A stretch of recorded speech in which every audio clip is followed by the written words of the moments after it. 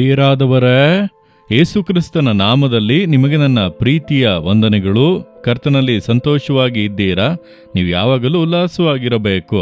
ಅದಕ್ಕೆ ದೇವರು ನಾನು ನಿನ್ನನ್ನು ಬಿಟ್ಟು ಅಗಲುವುದೂ ಇಲ್ಲ, ಕೈ ಬಿಡುವುದೂ ಇಲ್ಲ, ನಿನ್ನ ಸಂಗಡಲೇ ಇರುತ್ತೇನೆಂದು ಹೇಳಿದ್ದಾರಲ್ಲ.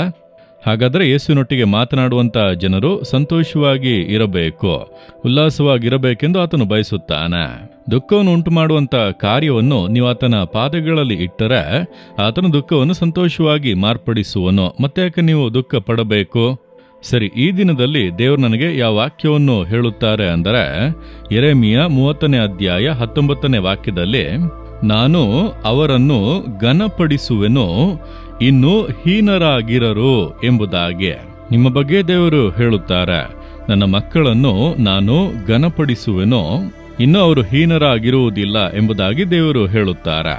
ನಾನು ಬಹಳ ಕಷ್ಟಪಡುತ್ತಾ ಇದ್ದೇನೆ. ಕುಟುಂಬದಲ್ಲಿ ಯಾರೂ ಗೌರವಿಸುವುದಿಲ್ಲ.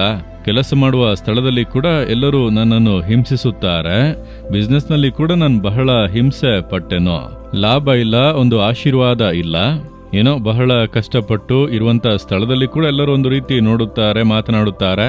ಜೀವನದಲ್ಲಿ ನಾನು ಬಹಳ ಹೀನಾವಸ್ಥೆಗೆ ಬಿದ್ದು ಬಿಟ್ಟೆ ಅನ್ನುತ್ತೀರಾ? ದೇವರು ಎಂದಿಗೂ ಕೂಡ ನಿಮ್ಮನ್ನು ಹೀನಾವಸ್ಥೆಯಲ್ಲಿ ಬಿಡುವುದಿಲ್ಲ.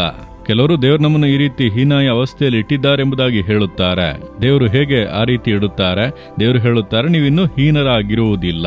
ಮತ್ತೆ ಯಾಕೆ ಇದೆಲ್ಲ ನಡೆಯುತ್ತಾ ಇದೆ ಅಂದರೆ, ಸೈತಾನ, ವಿರೋಧಿಯಾಗಿರುವಂತ ಪಿಶಾಚನು, ಅವನೇ ನಿಮ್ಮನ್ನು ಹಿಂಸೆ ಪಡಿಸುವುದಕ್ಕೆ ಕಾರ್ಯಗಳನ್ನು ಮಾಡುತ್ತಾ ಇದ್ದಾನೆ. ನಷ್ಟಗಳನ್ನುಂಟು ಮಾಡಬೇಕು, ಸೋಲುಗಳನ್ನುಂಟು ಮಾಡಬೇಕು, ಕಳೆದುಕೊಳ್ಳುವಂತೆ ಮಾಡಬೇಕು, ಅವಮಾನ ಪಡಿಸಬೇಕು, ಕಷ್ಟಪಡಿಸಬೇಕು. ಅವನೇ ಆ ಕಾರ್ಯಗಳನ್ನೆಲ್ಲ ಮಾಡುವವನು. ಆ ರೀತಿ ನಿಮ್ಮನ್ನು ಹಿಂಸೆ ಪಡಿಸುವಂತ ಸೈತಾನನ ಕೈಯಿಂದ ಬಿಡುಗಡೆ ಮಾಡಿ ನಾನು ನಿಮ್ಮನ್ನು ಘನಪಡಿಸುವೆನು ಎಂಬುದಾಗಿ ದೇವರು ಹೇಳುತ್ತಾರೆ. ಹೀನ ಸ್ಥಿತಿಯಿಂದ ಮೇಲೆತ್ತಿ ಘನಪಡಿಸುವಂತ ದೇವರೇ ನಮ್ಮ ದೇವರು.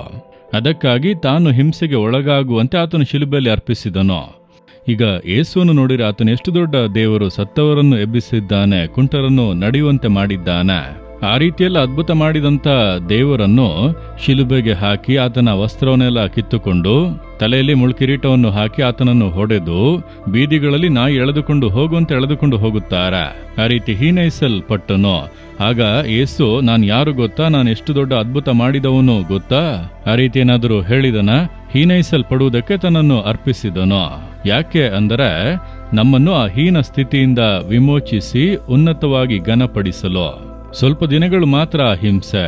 ಆದರೆ ನೋಡಿರೆ, ಯೇಸು ಕ್ರಿಸ್ತನು 3ನೆಯ ದಿವಸದಲ್ಲಿ ಮರಣವನ್ನು ಜಯಿಸಿ ಮೃತ್ಯುಂಜಯನಾಗಿ ಎದ್ದನು. ಅದರ ನಂತರ ಮಹಿಮೆಯೇ. ಆದ್ದರಿಂದ ಶಿಲುಬೆಯ ಕಷ್ಟಗಳು, ಹಿಂಸೆ ಇದೆಲ್ಲ ಸ್ವಲ್ಪ ದಿನ. ಒಂದು ವೇಳೆ ದೇವರು ನಿಮ್ಮನ್ನು ಕೂಡ ಆ ಮಾರ್ಗದಲ್ಲಿ ನಡೆಸಬಹುದು. ಆದ್ದರಿಂದ ಈ ಹಿಂಸೆನೆಲ್ಲ ಕಂಡು ಸೋತು ಹೋಗದ, ಈ ಹಿಂಸೆಯನ್ನೆಲ್ಲ ದೇವರು ಮಾರ್ಪಡಿಸಿ ನನ್ನನ್ನು ಅದೇ ಸ್ಥಳದಲ್ಲಿ ಉನ್ನತಕ್ಕೇರಿಸುವರೆಂಬುದಾಗಿ ಹೇಳಿರಿ. ಯಾರೆಲ್ಲ ಯೇಸುವನ್ನು ಹಿಂಸೆ ಪಡಿಸಿ ಆತನನ್ನು ಹೀನೈಸಿ ಕಾರ್ಯಗಳನ್ನು ಮಾಡಿದರೋ 3ನೆಯ ದಿವಸದಲ್ಲಿ ಯೇಸು ಕ್ರಿಸ್ತನು ಮೃತ್ಯುಂಜಯನಾಗಿ ಎದ್ದನ್ನು ನೋಡಿರೆ. ಎಲ್ಲರೂ ನಡುಗಲು ಆರಂಭಿಸಿದರು. ಇಂದಿನವರೆಗೂ ಲೋಕದಲ್ಲಿ ಹೆಚ್ಚಿನ ಜನರು ಈ ಯೇಸುವನ್ನೇ ನಂಬುತ್ತಾರೆ ಅಂದರೆ ನೀವೇ ನೋಡಿರಿ. ಮಹಿಮೆ. ಅದೇ ರೀತಿಯಾಗಿ ನಿಮ್ಮ ಜೀವಿತದಲ್ಲೂ ಈ ಹೀನ ಸ್ಥಿತಿಯಿಂದ ಬಿಡುಗಡೆಯಾಗಿ ಘನಪಡಿಸಲ್ಪಡುತ್ತೀರಿ ಎಂಬುದಾಗಿ ದೇವರು ಹೇಳುತ್ತಾರೆ.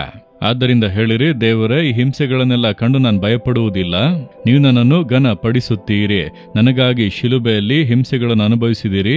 ನಿಮಗೆ ಸ್ತೋತ್ರ ಎಂಬುದಾಗಿ ಪ್ರಾರ್ಥಿಸಿ ನೋಡಿರಿ. ಹಿಂಸೆಗಳು ನೀಗುತ್ತವೆ, ಕಷ್ಟಗಳಿಂದ ಬಿಡುಗಡೆ ಉಂಟಾಗುತ್ತದೆ. ದೇವರೇ, ನನ್ನ ಹಿಂಸೆಗಳನ್ನು ಮಾರ್ಪಡಿಸಿ ನನ್ನನ್ನು ಬಿಡುಗಡೆ ಮಾಡಲು, ಶಿಲುಬೆಯಲ್ಲಿ ಹಿಂಸೆಗಳನ್ನು ತಾಳಿಕೊಳ್ಳಲು ನಿಮ್ಮನ್ನು ಅರ್ಪಿಸಿದಿರಲ್ಲ.